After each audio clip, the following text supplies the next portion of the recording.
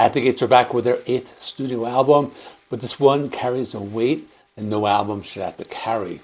The Ghost of a Future Dead is not just a new record, it is the final chapter of one of the most important bands in the history of melodic death metal, and the last recorded vocals of frontman Tomas Lindberg, who passed away in 2025. This is a review, but it's also something close to a eulogy. Let's give it the respect it deserves. And if you know metal, you know At the Gates. If you don't know At the Gates, let me give you a short version, because understanding where this band came from makes this album hit completely differently. At the Gates formed in Gothenburg, Sweden in the late 1980s.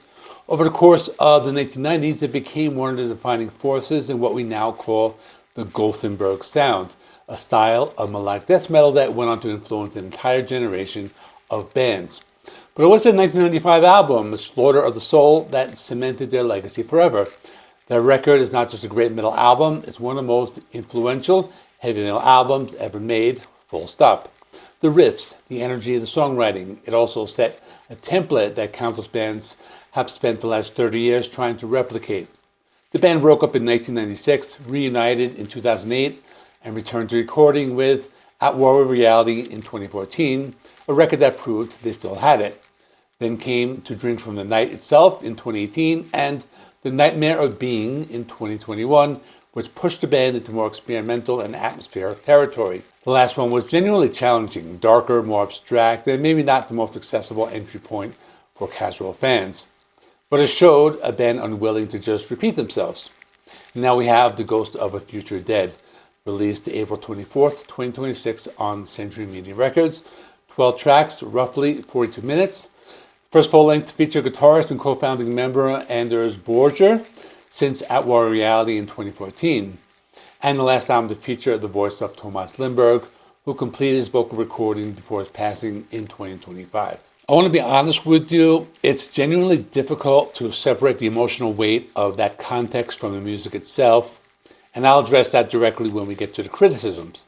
But for now, let's talk about what's on this record. The most significant thing this album gets right is its focus. After the more experimental and atmospheric directions of The Nightmare of Being, The Ghost of a Future Dead is a deliberate return to the lean, fast, hook-driven melodic death metal that made this band legends. Think Slaughter of the Soul energy filtered through everything the band has learned since then.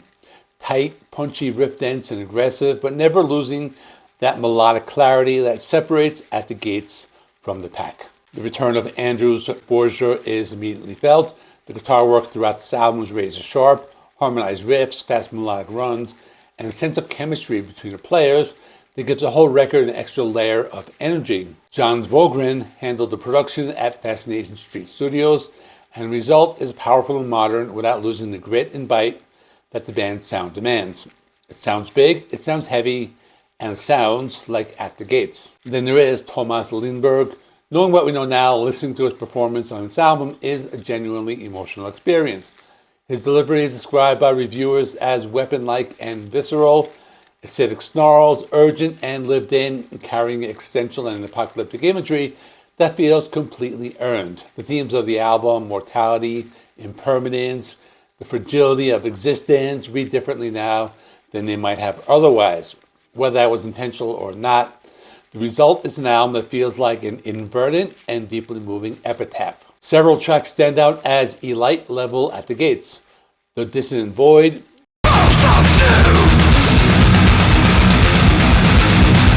which at one point considered as the album title, delivers a pummeling verse and a massive minor key chorus that sticks with you. A Ritual of Waste,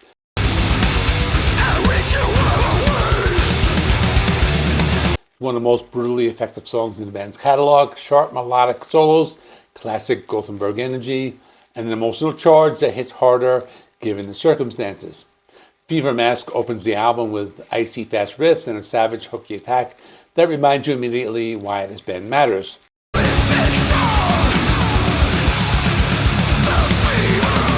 The album also impresses with its atmospheric contrast, slower, darker moments. Tracks like Parasitical Hive and In Dark Distortion provide genuine breathing room within the intensity, and they do it without sacrificing heaviness. And the Swedish language interlude for Glängitin It's a quietly haunting moment that sits unlike anything else on the record. Let's be honest about the criticisms because they exist and some of them are fair. The most common reservation critics raise is that the album plays it relatively safe. The adventurous and experimental Nightmare of Being, a back-to-basics approach is welcome, but some reviewers feel that the album leans a little too heavily on the Slaughter of the Soul template without pushing it anywhere new. If you came to this album hoping for surprises, you may find it slightly predictable.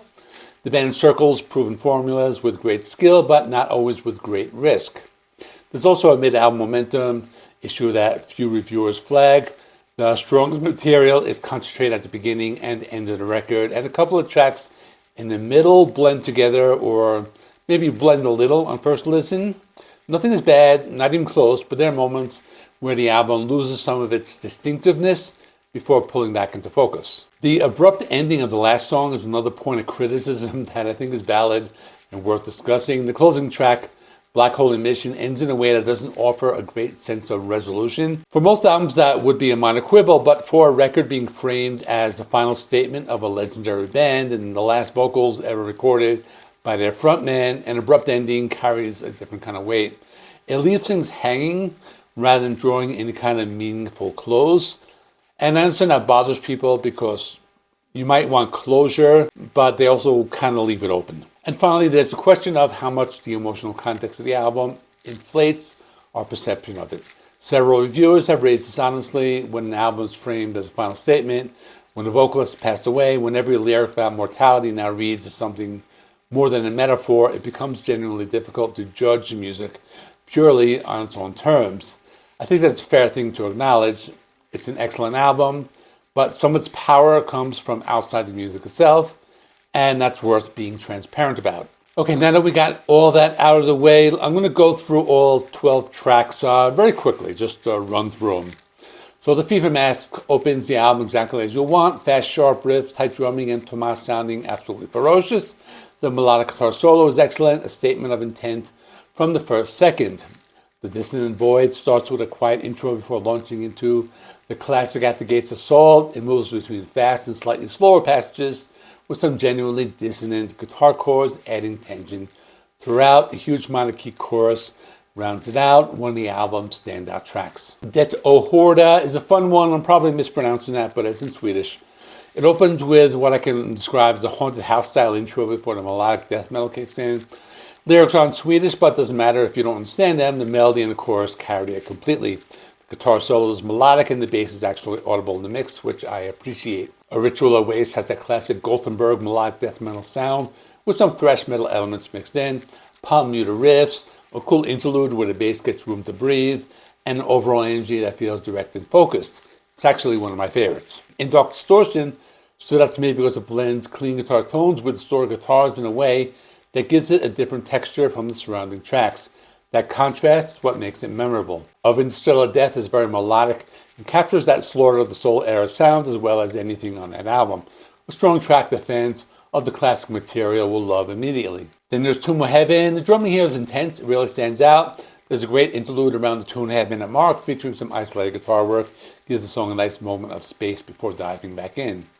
Parasitical Hive is one of the darker tracks on the album, running at a slightly slower pace with some black metal vibes creeping in around the edges. There's a clean guitar interlude with some really cool riffing that makes this one of the more atmospheric moments on the record. The Unfathomable makes great use of pun-muted guitars throughout, and Tomas delivers one of the stronger vocal performances on the album here, memorable and well constructed. The Phantom Gospel leans a little closer to traditional death metal territory, plenty of tremolo pick guitar riffs, giving it that slightly different flavor from the rest of the record, which is another good track. For Gangleton is the interlude, soft guitars, melodic, slightly eerie at the same time. It's purely instrumental, but works beautifully as a moment of reflection before the final track. Black Hole Emission closes the album with black metal influenced darkness and some of the most aggressive playing on the record. It's a strong track with that classic Slaughter of the Soul energy. The ending is abrupt, as I mentioned earlier, for an album carrying this much emotional weight. And like I said, that abruptness might leave some listeners wanting more closure, but in another way, maybe it's appropriate. Some stories don't end with a resolution, some just stop. Now for my final thoughts, The Ghost of the Future Dead is a very good At the Gates album. That's also something more than a very good At the Gates album. Its back to basics approach works. The production is excellent. The performances are tight and energized. And Tomas Lindberg, knowing what we know, sounds like a man who meant every single word. Is it the most adventurous thing they've ever done? No.